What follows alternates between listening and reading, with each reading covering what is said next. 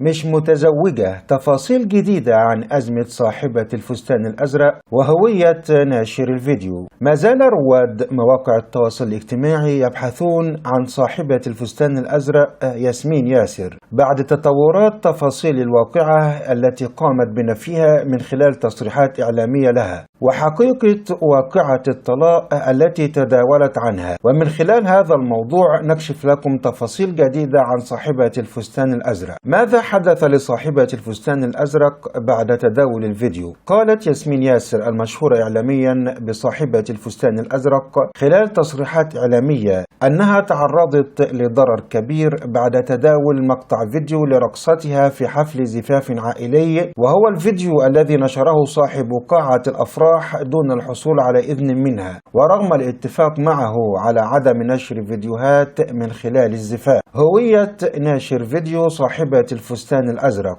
وأكدت صاحبة الفستان الأزرق أنها كانت معزومة مع والدتها في فرع عروسة من عائلتها، وطلبنا من صاحب القاعة وإحنا بنتفق أن تصوير الفيديو خاص لنا وما ينزلش على السوشيال ميديا. وأضافت صاحبة الفستان الأزرق: فوجئت بعد يومين من الفرح بأصحابي في الكلية بيكلموني الساعة 3 الفجر وإني طلعت ترند أول على تيك توك والفيديو عامل 2 مليون مشاهدة، وحصلت لي صدمة وانهيار. بأي حق صاحب القاعة ينشر الفيديو؟ حقيقة زواج صاحبة الفستان الأزرق. وتابعت صاحبة الفستان الأزرق: أنا لا متجوزة ولا مخطوبة زي ما قالوا، والسوشيال ميديا بتحاول تطلع المواضيع ترند علشان تكسب فلوس من وراها، وصاحب القاعة طلع الفيديو علشان يشهر نفسه والقاعة بتاعته، وألاقي بعدها جرابيع السوشيال ميديا مطلعين إشاعات عني. أنا لو متجوزة هحترم جوزي وما ينفعش أرقص كده، لكن أنا بنوتة صغيرة في فرع عائلي مفيش فيه شباب.